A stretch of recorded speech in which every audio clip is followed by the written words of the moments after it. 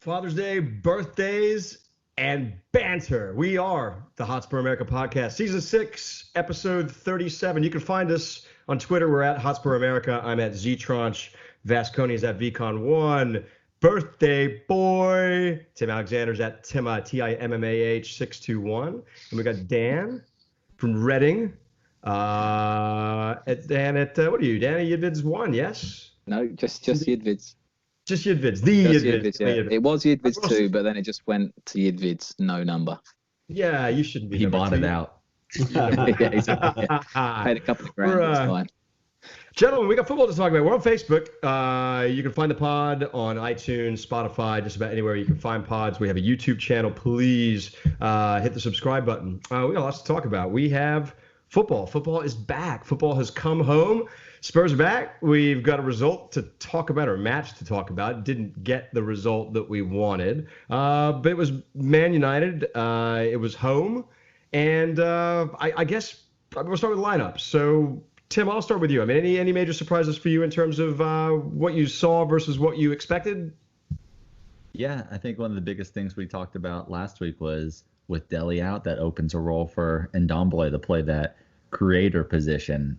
Also with Lo Celso out, so not to see him on that team sheet, that was pretty surprising. I think that was the major surprise when it came out. Also, Toby not on there, but I wasn't too upset about the Sanchez-Dyer pairing, and I was feeling optimistic after I saw United's lineup. They went with a pretty weak midfield. Matic was not there for his defensive presence. Pogba was on the bench. So I'm looking at that, and then I'm looking at our pretty attacking lineup with Lamela, Kane, Son, Stevie B, and I'm thinking, man, their midfield is open for the taking. We could really take it to them. It looks like we're set up aggressive. Not really what we saw, but those were my thoughts before the match.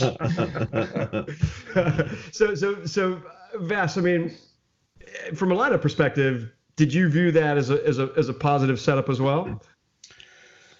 I didn't really have an opinion on the lineup. We were greeted by the usual social media pre-game lineup meltdown, something that most people have missed for the last 3 months maybe. But I'm the kind who will just accept whatever lineup because I'm assuming that the manager knows his best team. Of course, I would have liked to have seen Ndombele start.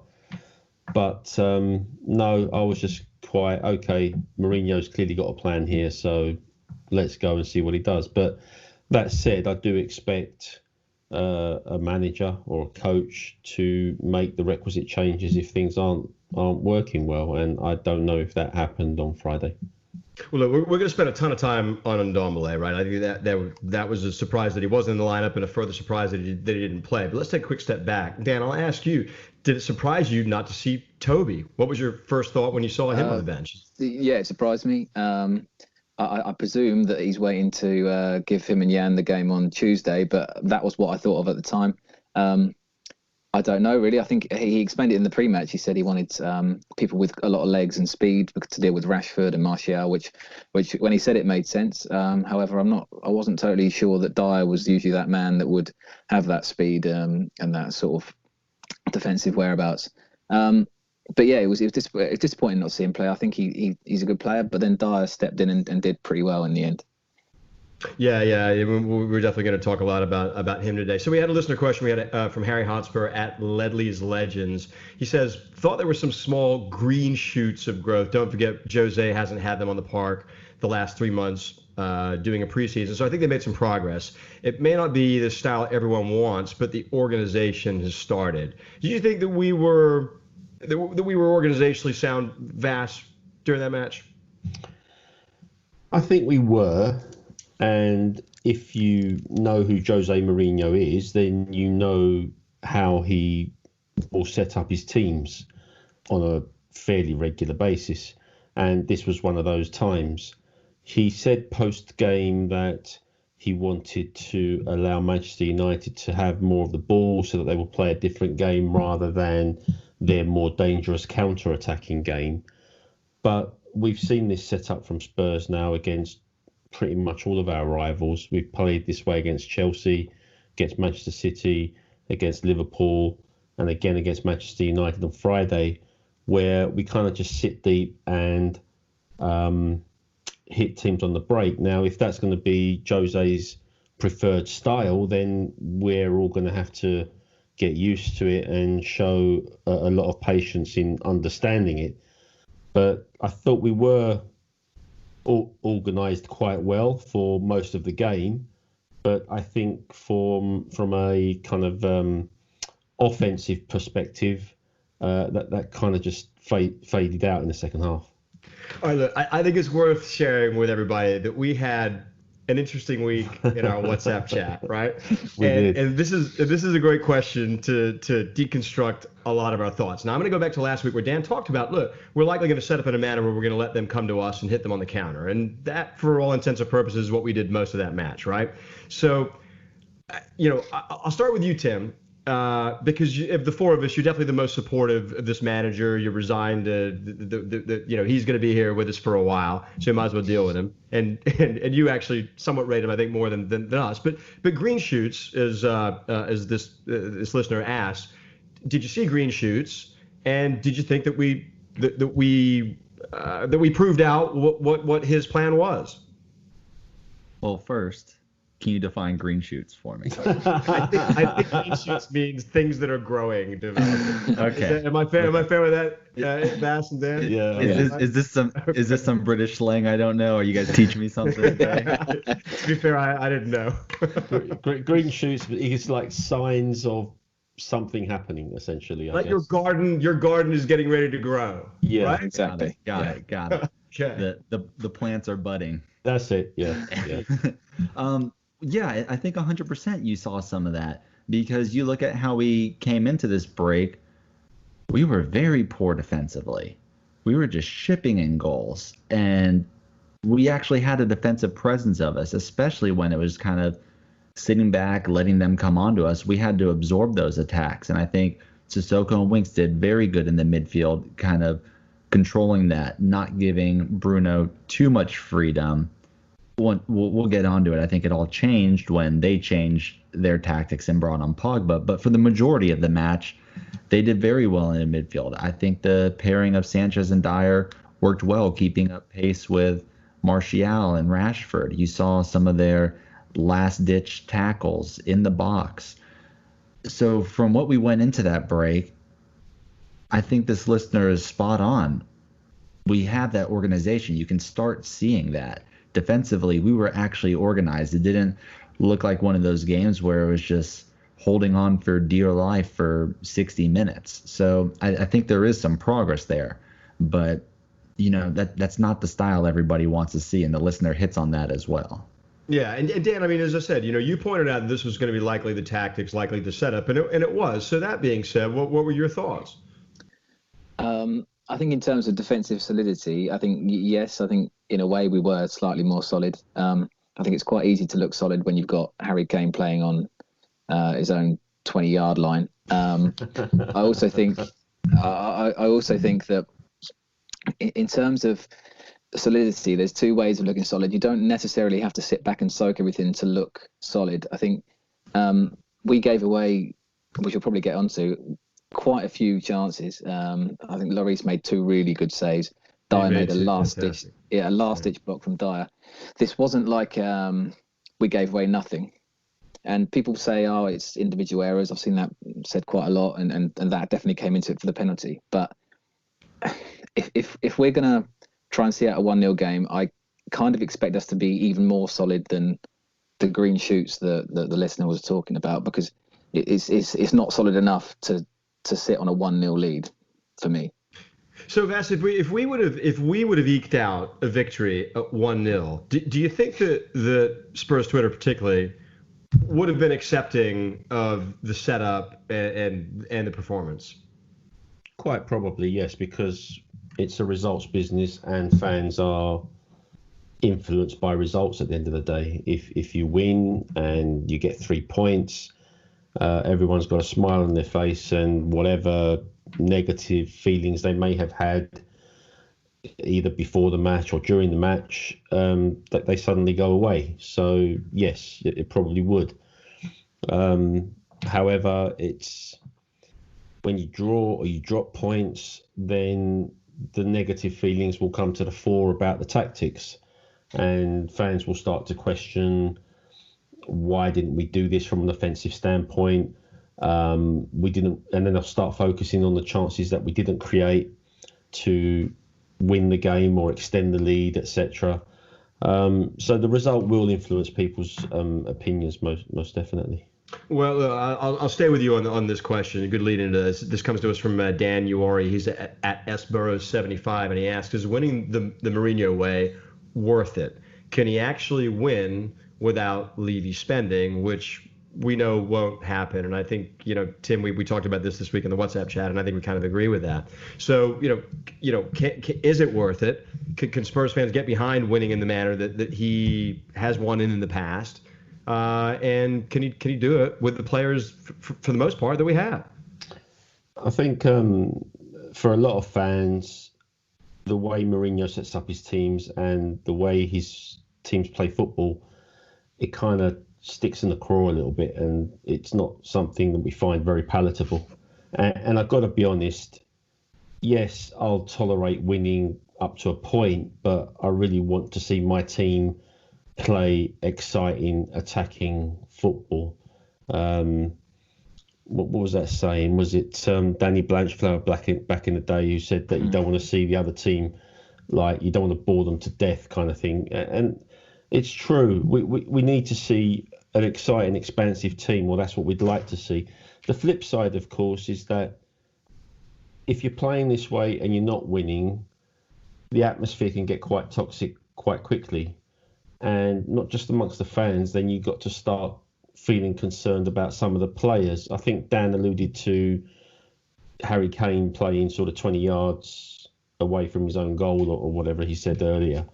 And then you've got to wonder, I mean, I thought we'll get onto it later, no doubt, but Kane's performance on Friday was such that you got to wonder that if he's playing like that every week, whether he'll stick around for too long. But that's a separate point, and maybe we'll talk about that a little bit later. Well, I think it's only fair that I asked Dan this because he pointed out we were more than likely going to sit back against United, and that tactic has actually worked better than not against them. But Dan, do you expect the same against West Ham? And if we were to set up that way, what do you think the fans' reaction will be? I'd like to say no, because we've played a bit more expansive against other teams so far this season. I think Burnley at home? Yeah. Those sorts of games. We have been a bit more expansive. However, on the flip side, against Norwich, I think it was when we drew in the FA Cup and then lost on penalties. I think they had 68% possession or something crazy. So to be honest, I don't see us having over 50. But I don't think it'll be as bad as it was against Man United and Man City and Liverpool this season. I mean, I just presume that their players, aren't as good, so it'll, in a way, force us up the pitch, sort of not by accident, but sort of by circumstance. Tim, was West Ham home? Was that Mourinho's first game? It was. We won that one 3-2.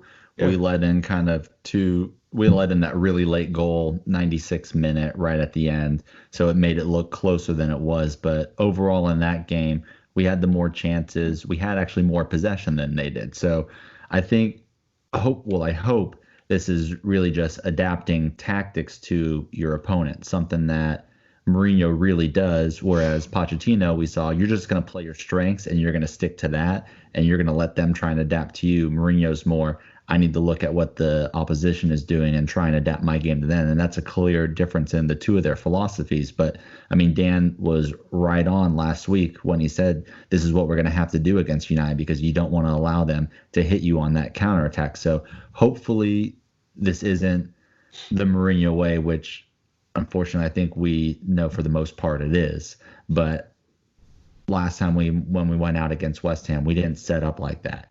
And this match will have some more attacking options. Dele will be there. Hopefully Lucas will be back. So we'll get on to the West Ham preview in a little bit, but I'm hoping that's not it. And also, we had a listener, Steve Oxy Oxenden at Oxy Arizona Spurs, said, who likes the sit back tactics after being in front for a while? Well, I wouldn't say this is just because we got in front we sat back, because you saw all the way up until that first water break, we were sitting back. I think that it wasn't a tactic of get the lead and sit back. It was a tactic of that's what we're going to do in this game. Yeah, I think that's a fair shot. Look, I never like to see us hoofing the ball up like that, and I felt like Kane played poorly, but I felt like he was put in a position to play poorly, being sort of on an island like that. Hey, real quick, let me touch on the hoofing the ball up, because I think that is partially Jose, and I don't think any of us like to see that, but I think some of the players bear a little blame for that as well, particularly Hugo, because there's time. There was no Hugo. We'll get on to. No, I'm saying boom. Okay. You're absolutely right. I thought the exact same thing. Okay, boom. I thought you booed me, and I was about to say, fuck you. You don't boo me on my birthday. On your birthday? No, but come on, bro. Right. There were a couple situations where Hugo got the ball, either Sanchez or Dyer. It happened multiple times. Opened up in the space to show for him. And instead, Hugo just booted up, and you actually saw them put their hands up and kind of like say something to him. So I think a lot of that is we just don't have a goalkeeper who's comfortable with the ball at his feet, and that's his responses to boot it upfield. So I think partly it's on Jose, but I think partly it's on Hugo as well, because that's what he's comfortable with. Look, you got to forgive me. You got to forgive me for doing this, because Hugo made 2-3 fantastic saves, and you could argue that he saved a result from us. But he's not a very, forgive me, or tell me if I'm wrong, he's not a very good footballer. Like, I remember one instance where Son sort of was in for a tackle, and the ball goes back to Hugo. Hugo could have picked that ball up, and he doesn't, and he hoofs it. And time and time again, he hoofs it. And he doesn't really ever seem to look like he's confident. In this day and age, a goalkeeper's got to be a good footballer. Am I wrong there, Tim? It depends how you're trying to build out. If you're trying to build out from the back, then yes, he needs to be. And with how far we're sitting back, how deep we're playing out of our own third, you need your goal defender to be better if that's your tactic. Yeah. I mean, look, when you have your goalkeeper trying a Cruyff turn on his own line and missing the ball, it's going to not leave him much confidence moving forward. So I can see why he's just hoofing it up. But that is kind of a fault of his. And it wasn't even when Mourinho arrived. I mean, that's kind of been something that Hugo's always had, is he is very poor with the ball at his feet. And even when he hoofs it up, most of the time it's not in the direction he's intending it to. And a lot of times it's out of bounds. And it's just a wasted chance. And when Harry's dropping back so far, you're really limiting your options. It's really just you're giving it back to the opposition and ready to absorb the next wave of attack. And I hate seeing it. I don't like it. But I will say, I think part of that is Mourinho's plan. I don't like it, but I think part of it's down to Hugo as well. I think a lot of it's down to Mourinho, because whilst we were all aware that Hugo had issues with his kicking even when Pochettino was here, he never used to hoof it as often as he does now. He'd usually look for one of the fullbacks or one of the centre-backs, and we try to play out from the back, and we're not really doing that at all right now, and that is the difference. The problem with a hoof up, not direct, and if it's not accurate, then essentially you just turn.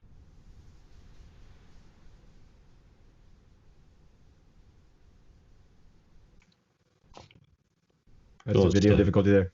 No, sorry, I had some video difficulty there. You No. Yeah, we all did. I think Vass is freezing up. I was wondering if it was just me messing up again. I was like, okay. No. Vass kind of froze up. Vass, you pay your internet bill this week?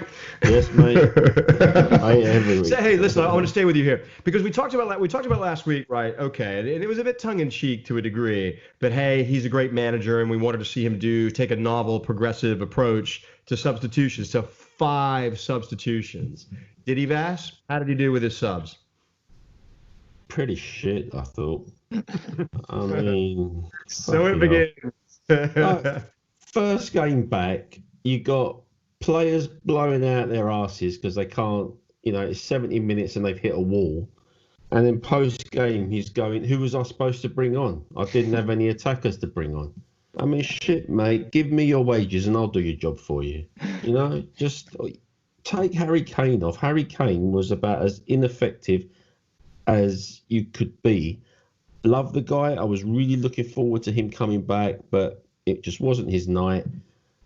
Son was poor as well, in fairness, but maybe take Kane off or take Son off, take one of them off, leave one up front, bring somebody like Ndombele on. You had options on the bench. You just chose not to do it to prove your pedantic little point about how it was the bigger teams that voted this 5-sub ruling. I hate that too, right? I hate that. Yeah. The poor me bit, right? The poor me bit, yeah. He was like, poor me, who have I got to bring on? Shut up. Do your job. I mean, sorry. Yeah, because look, I mean, you're right. That's the most healthy squad. Well, I mean, I guess we did have it. We didn't have Dele and we didn't have Lucas. So to be fair, which by the way, I still don't know why Lucas didn't play. Let me take a quick step back. This question was brought to you by @Lee_BITNAA Hannah. I mean, what would you have done here, Dan? I mean, what would you have done? I mean, they bring on Pogba, and they brought on who they bring up? Greenwood, was it? And it changed the game. I mean, it absolutely changed the game. But we didn't make a substitution until how much longer after? I don't even know. I think it was about another 10 minutes, I think. Was it? Yeah. Well, okay, I'm looking at it right now. We made they made their first subs at the 62nd, 63rd minute, and then we made a double substitution at the 70th minute. Oh, okay, all right. It wasn't that long. And we brought on Jedson, and we brought on Lo Celso, right? Lo Celso, yeah. We took Lo Celso was an obvious one. And we took off our two most effective players at that point. So Dan, what would you have done in response to Pogba and Greenwood coming on? Well, you could do multiple things. I mean, I don't think it's almost as if what I would do, but it was just what Mourinho didn't do. I think was the thing that Vaz said, and I completely echo everything he says. I think the fact that he brought on Jedson, who I think might have a good future. I have no idea. He's come on 5 or 6 times now, done not a lot. I mean, I'm not saying he's a bad player, but he's young. You've got one of the best players in France from last year, 16 million quid on the bench. If you're worried about his defensive stability, put him on the left wing like he did with Jedson, or put him in that number 10 that Lamela was playing. It just made no sense to me to leave him on the bench and to say afterwards what he said, I had no one who could come off apart from those 2 attacking players. And I just thought, is that like a dig? I mean, maybe I'm looking for something that's not there because it's happened in the past. But why say that? I mean, it's almost like, he was saying, no Lucas, no Ali. They would have basically saved me and I'd have brought on all these players and we'd have been able to counter-attack fine, which is, okay, great. But Dele Alli has not been in the best form this season. Lucas has certainly not been in the best form this season.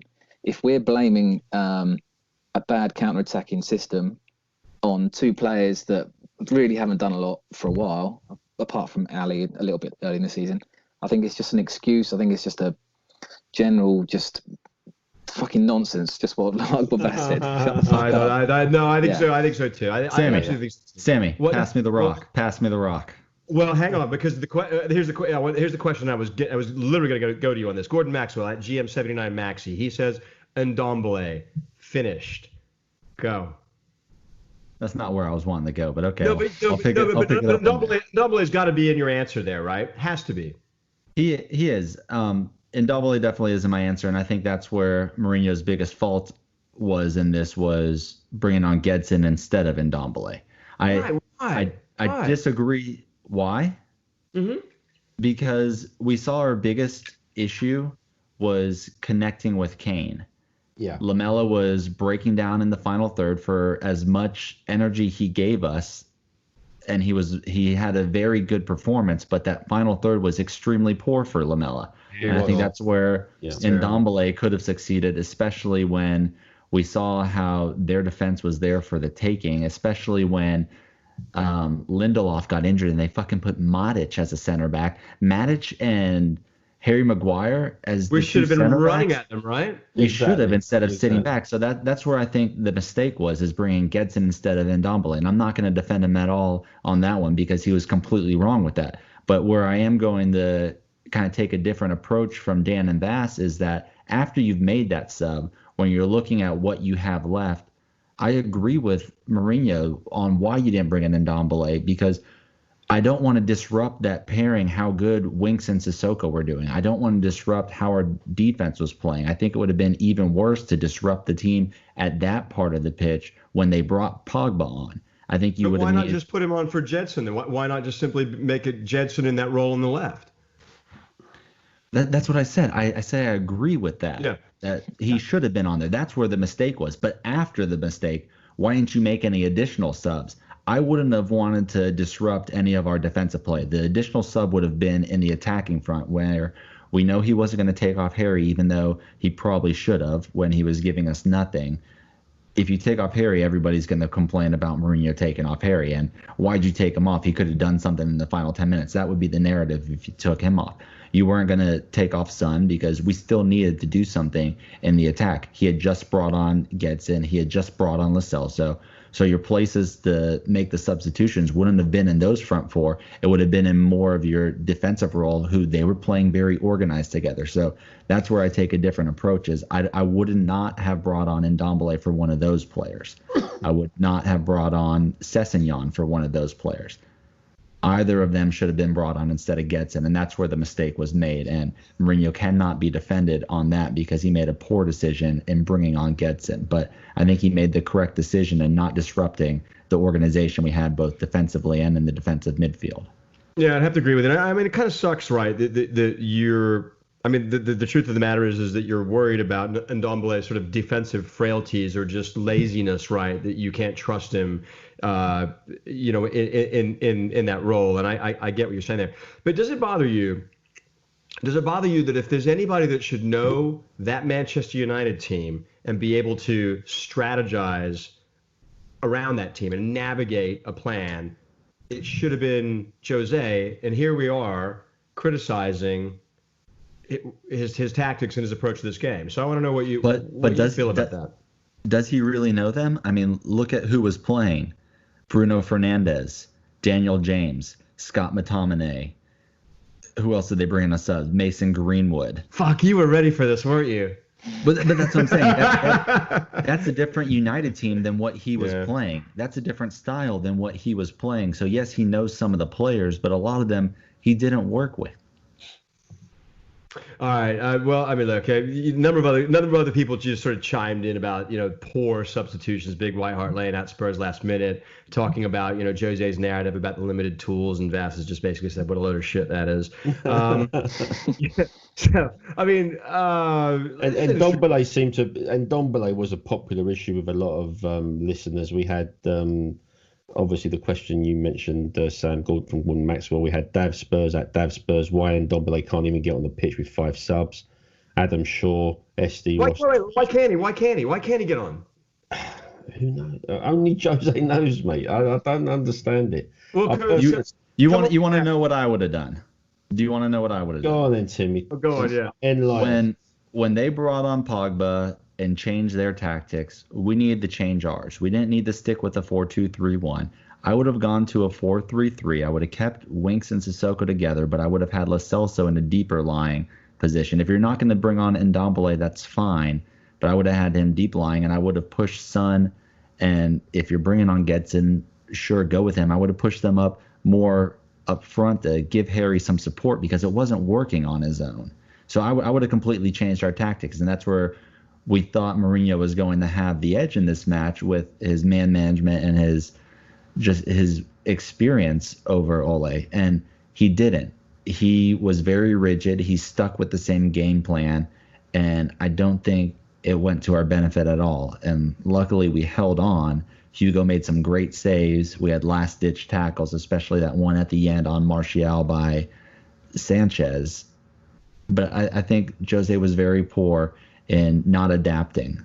Now, I will say one reason maybe you're allowing players to play more minutes. I don't know if maybe it was Dan, you brought this up, I'm not sure, but in the German league, it took a lot of players a while to adapt to get back to fitness because they were being subbed so often and they weren't being given that full time to work on their fitness and trying to last a full 90 minutes. So maybe this helps us out in the long run with this fixture congestion. Who knows? We'll have to see on that. Problem is we were dropping deeper and deeper and deeper, and then funnily once Manchester United got the equaliser through the penalty, we sort of woke up and we started to attack a bit more, as I remember it. Maybe I'm not remembering very well, but it showed me that if the players are allowed to express themselves, maybe we can see a different team. I don't know. It just felt way too rigid. And you're right, Tim. He didn't react to the Pogba substitution.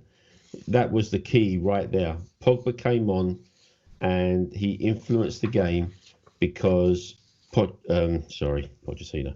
Mourinho didn't. Freudian there. I still miss you. Yeah, we didn't react anyway. So let me touch on one thing with the substitutions so we can finish up on this. We had Josh Ballu at JBallu Gigamo 6 said that we completely lost our attacking mojo when Bergwijn was subbed out, and it's a head scratcher for him with it being still early, and he had been a handful for Manchester's defense. Well, I just want to point to the fact that he was injured right before the break. He's coming off that injury, but if you look at the game, he took that kick from Maguire shortly before being subbed off. He was hobbling out there, and so I think he was one of our most effective players, but given coming back from an injury, fitness issues, and limping on the pitch, I think we had to take him off. And I think that's getting lost in this, is Mourinho's getting blamed for taking off one of our most effective players. But I don't think you could have kept with Stevie B on the pitch and then still had him available to us these next couple of games. I think you're risking injury if you keep him out there. But okay, along those lines, and I'll ask Dan this. That said, you got an ineffective Harry Kane who plays all 95 minutes. Does that surprise you? Was that the right tactic? Well, I think he feels like he's the only person who can play his tactics of a target man. I think that's in a way, and also what he was alluding to in his post-match interview of saying, I had no one else. My two other players are off, and I've got no one else to bring on for Harry Kane. It was a bit reminiscent of the Champions League final, wasn't it? Yeah, Harry's performance out there coming back from injury. Yeah. Because the one thing is he didn't look like he was running very much. I'm sure he was trying, but it didn't look like he had the fitness over the ground. He didn't win many headers. I know Maguire's very good at that, but yeah, it was a very off performance from Harry. Yeah, Tim, I got to hand it to you. I mean, it was August Kane. It was August Kane, and you said that we didn't need to see that, and unfortunately we saw that. But how much of that was Harry versus? Kane, well, I think a lot of it was Harry. How much of that is Harry versus him sort of being set up to fail? I think a good bit of it was Harry, unfortunately, and I may get slated for this, but he seemed just like a bit of a passenger the entire game. And the thing was, they weren't doubling him. When you're the man up there and you're marked one-on-one, you got to find the space somehow. It was a bit of a Christian Eriksen performance where it was just a lot of running around and not much of an end product. I mean, you're talking about the player who had the least number of touches of anybody on the pitch who started that match. 36 touches. Never once touched it in their box. But those are the stats from this game. Your main man, you're playing a 4-2-3-1, and you don't touch the ball once in their box. And I think a lot of the problem was his positioning. He was trying to get himself into the game too much, dropping back too deep, and even more contributing to our congestion. Yeah, that's a good shout, Vass. I felt that way as well. I think ultimately, to be fair to Kane and a lot of players, they've got to rediscover match fitness again, haven't they? For all the teams have, all the players have, and they've got to get back into this routine of playing football. And Harry hasn't played for 6 months, let's not forget. So whilst Tim is absolutely spot on, and I've said so as well, that he was having a poor game and should have come off. He should have come off because he's still trying to get his fitness up more than anything. And that was the reason. And, we had David, who's at Super Spurs 66, questioning why we only used 2 subs out of 5 again. And this is the issue. We have players who were tiring and we had fresh legs on the bench and we didn't use them in whichever order they should have been used. But anyway. All right, look, we're gonna move on. Yeah. Yep. I mean, there's 3 that.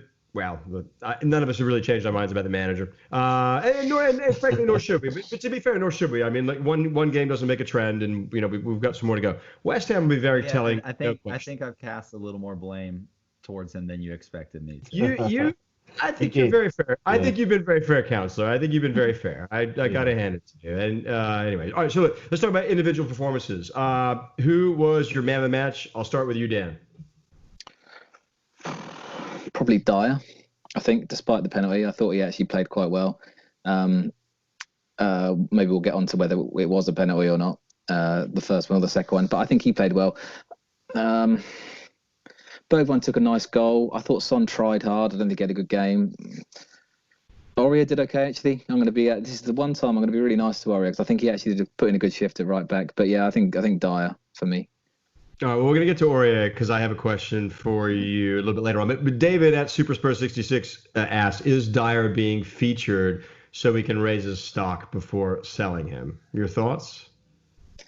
No, I don't think so. No, I think Mourinho likes him. I think he genuinely does like him. And I like him at centre back, and I've always said this for as long as I can remember. And every time you say it, you always say, and I've always said this. I have always said it. You should listen to me more.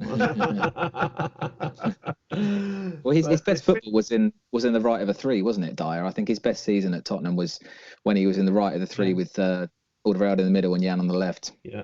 He's a decent reactionary player. He's not a very good player when he has a lot of time to think about what he's doing. He's just not. He's a big physical guy. He's pretty quick. His first move is fast, and he's an aggressive guy. And so I think as a result, I think he's better suited in a defensive role. But it begs the question, and Tom Bodler at Tom Bodler asks, why Dyer ahead of Toby? Is it to rotate Toby in when Dyer gets a suspension, or does Jose now rate Dyer above Toby at center back? Tim, I'll let you answer that. I think Jose rates him above. I think Jose's always been a big fan of Dyer's game. And also you got to look at moving forward, who are you going to build your team around? Toby's on his way out. We got 2 years left of him. Dyer, we have a long career ahead of him with Spurs. And I think one of the things that was telling from this match without supporters is you could hear him on the pitch barking instructions at everybody. He actually took control of it like you want your central defender to do. He was the captain on that pitch, even though he wasn't wearing the armband. And I think he had a very good performance up until one error, which I don't believe was fully his fault. And I don't know, do we want to get into that now? Because we've alluded to it a bunch. Yeah, no, we need to. We absolutely need to. But before we do, I'll just say this. I was more surprised. In fact, I was shocked. I didn't have the volume on for some part of that game, so I just assumed that Toby was injured. I was absolutely blown away. The defender who we've been baying to re-sign, who's about as big of a big match defender as we've had in the last 5+ years, and he doesn't start against United. I found that to be shocking. I think that's more Sanchez and his speed, and thankfully we had it out there for that last tackle against Martial. But I believe Mourinho was always going to select Dyer. I believe it was between who was going to pair with Dyer. Was it going to be Jan, Sanchez, Toby? And he went with the speed on this one. But I think Dyer is going to be his main man. Hang on. You gotta go. I'm recording a pod. You gotta go. I got video. Go. Tee this up for the beard. 23 seconds in. Beard is gonna kill you. Beard is gonna kill you, man. That's gonna be cut. No. Did I look stressed there? Hey, yeah. Sam took control right there, though. You saw that. Sam took control. Was that scene control? He's in control of that. I think Angie will take control after the pod, I'm telling you, man. Can't interrupt the Hots for America, man. Fuck that. And there should be some discipline here in a little bit. I'll be disciplined. All right. Sorry. So to Timmy's point, I think Mourinho has always liked Dyer, but I think he liked him as a midfielder. Maybe he's seen something else in him now. I don't know, but hey, what do you think of his hair? He looks intense right now. Dyer does. It looks like he put on some muscle. He had that kind of mohawk buzz going. He's going up into the stands to fight people. This is the Eric Dyer I want to see. The Battle of the Bridge Dyer, taking people out. I want to see him ruthless out there. Look, okay, so this is a great segue into the Pogba flaw penalty foul. I don't think any of us here will argue that Paul Pogba abused Dyer there and put him in a horrible spot. But Paul Pogba's going to do that to most defenders, and I don't think that there's any crime in Eric Dyer being used up like that. But Dan, I'll start with you. Was it a foul? Was it a penalty? It's one of those ones where you say Pogba won the penalty rather than it was a bad tackle. I think once it got given, did I think it was going to get overturned? No, because it was contact. It wasn't big enough to overturn it.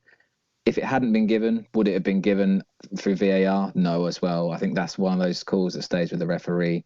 I think if it happened the other way, I'd probably be like, oh yeah, you could tell it's a penalty. Like, oh yeah, clipped Kane's ankles, whatever. But when it's against you, it's the other way around. I mean, I didn't like it. Probably wasn't a penalty, but yeah, you can see why it was given. I just thought it was so avoidable. I mean, just before then, when Pogba got the ball, I saw Dyer was in that left back position, and I'm thinking, why is Dyer still over on that side? So now you've got a one-on-one situation, Pogba versus Dyer. He got around him too easily, in fairness, but that's Paul Pogba. Yeah, okay, fair. But Harry Winks and Ben Davies, one of them should have been out to support Dyer in that situation, and they were just watching. And I think, as most players these days, they're just waiting for a touch, and that's what he got, and he went down. And John Moss loves giving a penalty. He wouldn't hesitate a second. I think if John Moss hadn't awarded it, I think, as Dan said, it probably wouldn't have been overruled by VAR. So yeah, it's one of them. It's totally avoidable. It shouldn't have been a one. It should not have been a one-on-one, because Harry Winks should have came in and offered some support, especially when you see the player up against. You need to know that Pogba is one of their biggest threats. If Pogba or Bruno Fernandes or Martial, if one of them has the ball in your box, double them up. Don't just stand there marking nobody. And that's what Harry Winks did. He stood in space with not a single person around him and watched it happen. And it's not like it was a quick Pogba blazed around him. I mean, Dyer and Pogba were going at it for about 8 seconds on the edge of the box before Pogba actually goes into our box. And Winks just stands there and watches it the entire time. Offer some support. It shouldn't have been a one-on-one. But it is an error on Dyer's part, because you need to know, especially if you're playing center back, and maybe that's going to be part of a learning curve to get back to playing center back versus midfielder, is when you're in the box, you don't put your hand on them. You just don't. Yeah. He had his hand on his back, and I don't think the camera really showed it, but it was.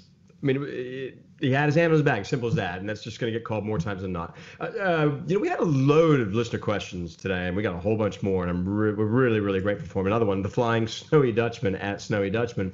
Whose was a bigger dive, Pogba or Fernandes? Vass? Oh, definitely Fernandes. Yeah. And I saw some clips on Twitter today for some Man United penalties in previous games. And I really didn't know that Fernandes is a type of player that goes to ground as easily as he does. I really wanted this guy at Spurs, as you all know, but flipping hell, he don't know how to fall down easy. Listen, he can fall down for Spurs as much as he'd like. I'd love to have him. Yeah. His pass, his turn and his pass. I think it was into Martial, was it? Yeah, to Martial. My yeah. God, that was glorious. It was glorious. Absolutely fantastic. That's some of the best football I've ever seen. He's always looking to make that pass. But in terms of which penalty, sorry to interrupt you, Sam. Sorry. I was like, if VAR overruled it, which they did, and John Moss didn't give that penalty, why wasn't he cautioned? Yeah, I can't figure that out. Did you guys feel that there was enough contact there for him to sort of fall, but maybe not enough for it to have been a... There was no contact. Here we go again. Do you see what I'm dealing with here? It's okay, Sam. Baby, no, we're recording live. I'm recording live. You gotta go. Man, Sam is gonna be in trouble later. Hey, we're recording a live pod. What am I gonna do? I don't have time for Father's Day tomfoolery. We got Spurs to talk about. It's Father's Day. You get to do what you want to do on Father's Day. You're the father. Goddamn day. Exactly. Sorry. I got one thing on Aurier before we finish this up because I don't know if I was really thrilled with his performance. Well, sorry to interrupt you, Timmy, but if you know in our WhatsApp chat after the game, I actually came down hard on Aurier, which is unlike me. I know you did, and I was against you on it. And the more I looked back on it and thought about it, and the reason I'm not too thrilled about it is you look at kind of two mistakes where he lost possession in our own third. One of them was against Luke Shaw, which allowed that pass into Martial that Hugo had to do that brilliant save off of. The second one led to the penalty, which thankfully VAR overturned it.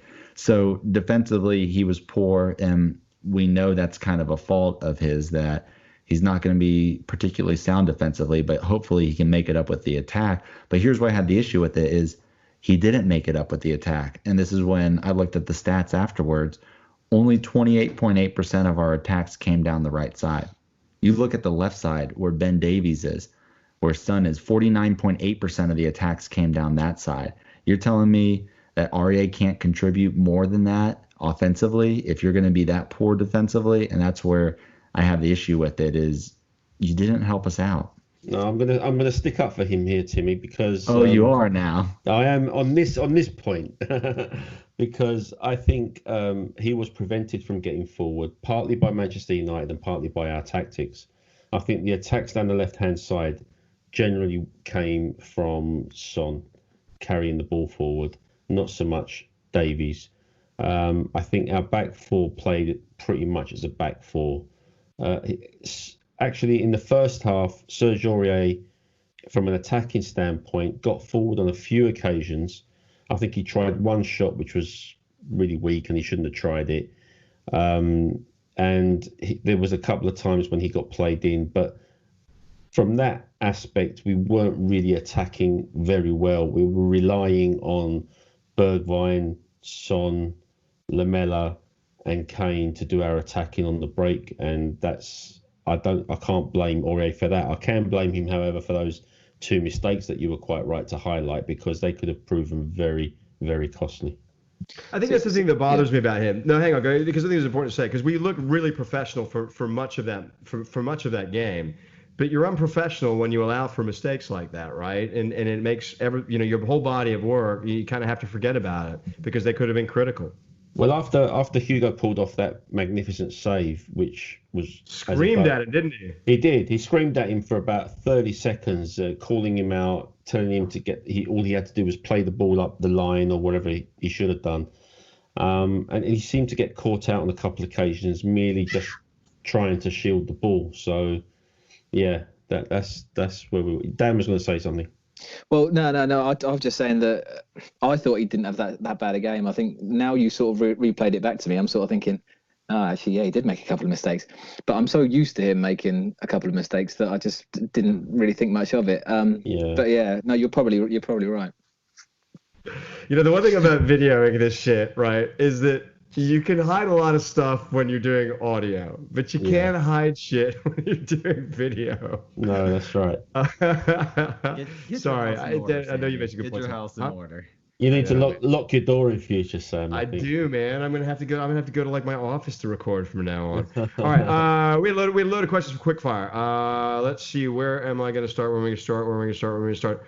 Okay, Kevin Nash. I like this one. At Kevin Nash _19. Do you think it's the real Kevin Nash, like the wrestler? Do you think Spurs should pursue a striker to play ahead of Kane, with Kane dropping into more of a 10 role? Mourinho style seems to call for a striker who chases long balls, and that isn't Kane. However, he's a very good passer, can spread the ball around, and some speed in front of him could help push back other teams' back lines and open space up to shoot. Just not sure how much will make use of Kane's talent in the current style of play. Dan, I'd love for you to address that question with your thoughts there.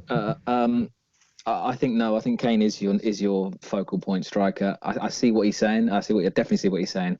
In a similar way to England, he sort of drops in quite deep, and Sterling and Sancho and other players sort of play off him, round him. I think we can mimic that at Tottenham, especially with Bergwijn and Lucas and Son. So he can drop deep, but I think he needs to be that main front man. Yeah, it also tallies with another question from Hannah at Lee _Bittner. She says that Jose said in the post-match interview that if Lucas wasn't injured, he would have started him, not Bergwijn. I mean, what do you make of that? Because obviously, if it would Jose have thought that Kane would have dropped into that number 10 role and we would have had Lucas playing more central to Kenneth's point about chasing the balls down that Kane would flick on? But then are we just relegating Kane to this kind of target man that just does flick-ons going forward? I don't think that has anything to do with Kane. I think it's just saying he would have preferred Lucas over Bergwijn, which, that could have meant Bergwijn was the one coming in instead of Gedson, which wouldn't have been too bad. But I think it did hurt us with Lucas picking up that injury in training right before the match. Right. Okay. All right. These are quick fire questions. Craig Silver at Craig Silver Real. Is it time to cash in on the likes of Ali and Kane to raise some serious funds? Desperately, look at you. You're already shaking your head. I shouldn't have even asked this probably. Desperately needed for squad quality. We look second best to everything, even after a 3-month break. This is not good enough. Is Craig Silver Real really being real here, Tim? I mean, you can't. Okay, so the first issue I have that is with Dele and bringing up, is it time to cash in on now because we look second best? Well, Dele didn't even play. But this is the absolute worst summer to try and cash in on your biggest assets because you're not, even if you're considering doing it, you're not going to get the funds for them. And so it's going to be a poor business decision to do it now in the midst of COVID, in the midst of all these teams losing revenue. But no, those are two players to build around. You're not going to be able to go out and find players that are better than them or that'll come on a salary comparable to theirs. It's just not going to work out. Cashing in for them to provide more squad quality, you're not going to get more quality than those two. Look, we're running out of time. I want to get to injuries. I want to preview West Ham. I mean, we've talked a lot about the sound being pumped in. It seems like it's been a different experience for U.S. viewers as it is for viewers in England. Tim, would you agree? I thought it was excellent in the U.S. I thought it was really good over here. Yeah. And how was it in England? Well, real quick, one of the things that I thought was good over here is that guy working the soundboard. Like, he was on point. When there were chances, he was, cueing in the crowd. When there were bad tackles, he put in a little jeers going on. When we had when they called the penalty back, it was great. It was great. Like, he's just hitting buttons. But even the chance, when the Spurs go marching in, was playing throughout. When United started coming back at us after the Pogba sub, he started playing United chants. Like, their away fans were getting into it. So I think our experience over here in the U.S. was a lot different than over in the U.K., and I liked it. And, when that game started, it seemed like it did every game. I was too into the game. Like, it didn't feel any different to me. This did not feel like a preseason friendly. This felt like a huge game against a team we're fighting against for a Champions League spot. I think it also helped that it was a night match as well. That sort of grayed things out. But I mean, gents in England, how was it for you? Yeah, I didn't. There's pros and cons. I think it's slightly better than no noise. But I think, especially the guy in Sky, I don't know what you thought, Vas, but he got a few things a bit late, and it was all a bit, I don't know. It took me out of the moment a couple of times, but like I say, it is better than nothing. Yeah, I did happen to have the Gooners game on against Brighton because that was on BT Sport as opposed to Sky Sport, and I thought the guy who was doing it for BT was on point, much like you were saying, Sam, with your guy in America. Sky's wasn't that great, I didn't think. Although I could hear, like Timmy said, the chants of when the Spurs and stuff like that was starting to filter through on occasion. But to be honest, I'm kind of pleasantly surprised because I've watched a few games this weekend on and off or dipped in and out, and the channels that are having this background fan noise, it's making me forget that there are no fans in the stadium, and I think that's an objective ultimately. And later on in the day, we was like having something to eat, and I had the Chelsea Villa game on in the background, and you could hear the commentary and some murmuring and stuff. And then all of a sudden you heard this big cheer, and we sort of got up and went into the other room and saw that the TV that somebody had scored. So it had kind of achieved its objective, if you like, and I think it's working quite well. Excellent. Yeah, I think the same. The same holds true here. All right, Tim, I'm gonna ask you a question because it's injury time. Am I gonna get the song back and put it in for you? I mean, I hope you do your job, but I don't know. You tell me. All right. To that end, why don't you tell us about injuries? All right, looking at the week ahead, one match, the West Ham match. We're not playing in the FA Cup, so we only have one game this upcoming week. Dele's returning from his FA ban. Lo Celso, we saw he was able to play this last match, so hopefully he can start. Troy Parrott is still out, has not returned to training after the appendectomy. Lucas picked up a knock in training before the United match. Jose said they just didn't want to risk him, so that leaves hope that he could be available. And then Yaphet Tanganga, the stress fracture in his back. It sounds like it's something a little more serious. I would not expect to see him against West Ham. Looking over at their lineup, Robert Snodgrass, he will be out. He was injured in training. He had actually already done his ankle, kept training, then picked up a back injury on top of that. Moyes thought it might be a slipped disc, so it sounds like he's out. Angelo Ogbonna, center back, has a hamstring issue that he picked up in training, but it's sounding like he's more of a late fitness test, so keep an eye on him. Sebastian Haller, their club record signing, he had scored in both of their warm-up friendlies as they were getting ready for this weekend's match, but he picked up a hip injury in training last week, so keep an eye on his status. Actually, they got pretty fucked in training this last week because they were fully healthy going into it, and then they had like 4 players or 3 players pick up injuries just in training, and that would be in Snodgrass, Ogbonna, and Haller. Then you have 2 players who are on the outs, not injury related. Masuaka, who seems to always give us fits, the left back, he appears to be on outs with their manager, and they're preferring Cresswell over him. He didn't even make the bench this weekend. And also Paulo Zabaleta on the other side, their right back. He has a contract situation where he's made it clear that he is not going to extend. He will be out of contract June 30th. So he's been frozen out of their squad, and they've actually selected another guy ahead of him who has a contract issue who has not extended. Their under-23 player, Ngakia. But those are your injuries or player personnel status update for the week ahead. All right, so let's preview this. Keys to beating West Ham. Dan, I'll start with you. More than 30% possession. Kane looking a bit fitter.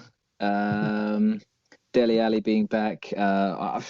To be honest, I think our best performance of the season was the 70 minutes against West Ham, the other in the reverse game. So I'm hoping we can get back to that.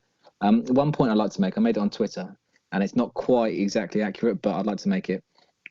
If we lose against West Ham, that will be 2 draws, or 2.5 draws, the Norwich game counts as a defeat in 8 games. And that's a very famous equation in Tottenham, 2 points from 8 games that one Wande Ramos had about 11 years ago now. So we're not on a good run at all. Yeah, haven't had a result in 7 matches, right? Yeah. 2 draws in that time, or 3 draws, but 1 was a defeat on penalties. Mate, if we don't beat West Ham on Tuesday, we should all just hang our hats and just fuck off and find another sport. So, all right, listen. So, because this is worth saying, because this is a subject that we talked about quite a bit in our chat, and Tim, you pointed this out. I mean, let's say that happens. Let's say we don't get a result. Say we draw, or God forbid we lose. He's our manager. He's not going anywhere. Tim, why is that the case? I think a lot of that is due to finances. We've already bought out Pochettino and his entire staff's contract. If you were the Fire Marino, you're going to have to buy out his contract, most likely his staff as well, who left their positions, a lot of them coming over from Lille to join him here. And then you're going to have to hire a new manager and an entire new staff. So that's now in one season, you're paying wages for 3 full staffs and managers. And Levy's just not going to do that financially. He wasn't going to do it before COVID when we were going into a summer with Guns N' Roses and the Anthony Joshua fight, and when we're going to have a shit ton more revenue than we had anticipated. He's sure as hell not going to do it now that those are all out the window. as well as match day revenue, as well as having to pay back on TV contracts. It's just not going to happen from a financial perspective. We're stuck with Mourinho, whether you like it or not. It's at least lasting through the end of, I would say through the end of next season, but at a very minimum through November up to the Christmas fixture congestion, where he's had a full year, where he's had a summer to maybe do something, but it doesn't look like we're going to do a lot of things. See, listen, and to me, that situation is what it is. But the worst overlay to have to add to it is that you're not going to have any good players likely coming in, like really quality players. I mean, you're going to have some like for likes here at best, but you're not going to have any quality additions. If you were struggling, right, to your point, to bring marquee players in and pay the wages and the transfer fees that needed to be paid, you're damn sure not going to be doing it when there's been a 250 million pound hole thrown into your finances. And that's the thing that really scares the shit out of me. And Bass, to your point, we got a manager bitching that he doesn't have quality subs. I'm very, very nervous. Go very, figure. very nervous. I know. Can I say something quickly on Tim's point? Yes, of course, please. I said he's absolutely right about paying the 3 members of staff, and Levy's not going to want to do that. But I tell you what, we win 1 game out of our last 8. Kane goes to Levy and says, some of the senior players go, look, this guy, don't rate him. That isn't what they've been saying so far. However, they're all nice in public. Levy's going to have to do something. But we're not at that stage yet, so let's not get into it. But that's what I wanted to say. We're not stuck with him for a year. We don't have to hit the panic button yet. All right.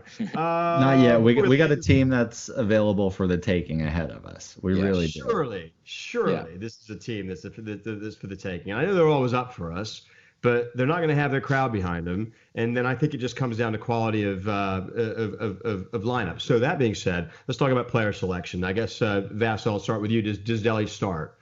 And what about Ndombele? Well, I think Dele will start, because if Bergwijn did get an injury, then Dele will just come in and replace him. And Ndombele, I'd suggest that he would start, and maybe Toby and Vertonghen will come in also. But I don't have the faith in Mourinho to say that will actually be the case, because Mourinho's the type of manager where he'll have a plan, he'll stick to it, he'll have his set people in set formations.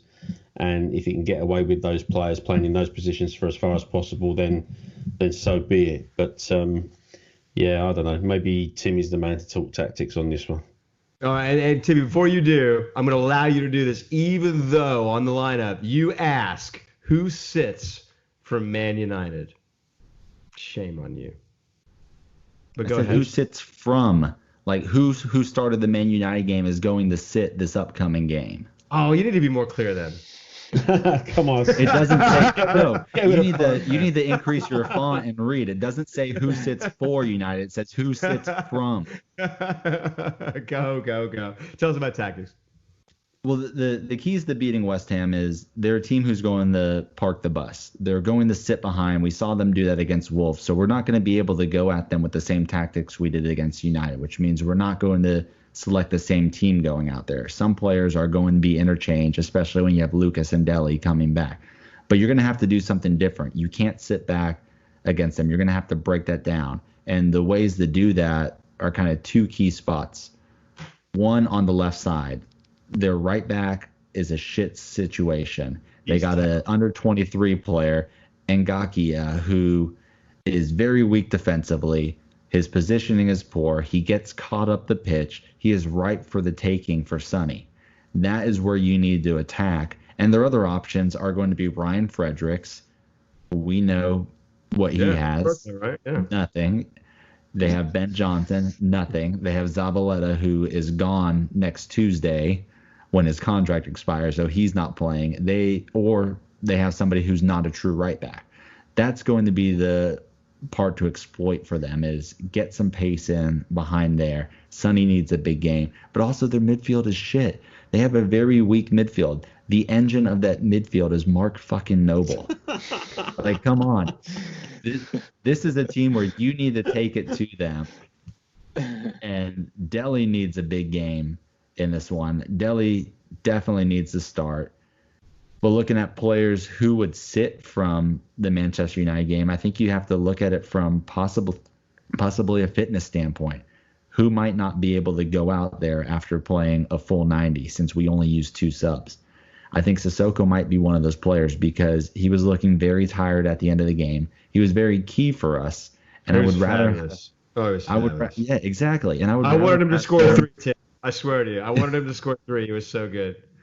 And I would rather have him fit to see us through this, fit for the Sheffield match, the Everton match, than to waste him in West Ham if he's not ready to go a full 90. So do you start in Ndombele? I would 100% start in Ndombele because you kind of have to, don't once again, you? you're talking about the key to breaking down West Ham is a team that's going to park the bus. You need some of that long-range passing. I would start both Lo Celso and Ndombele, and I would start Dele.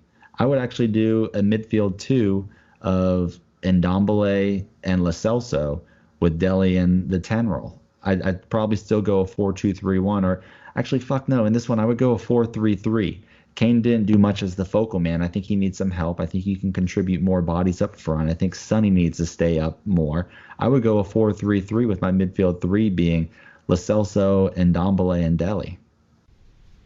Fast, we'll close on this. If Ndombele doesn't get the start, is this an indictment of him? And what would it say for his future at Spurs? It would say that there is no future for him at Spurs, and that saddens me greatly, because before this season started, I would say a vast majority of Spurs fans felt that Ndombele was one of the missing pieces that we needed in our midfield to push on, and the man has just been wasted.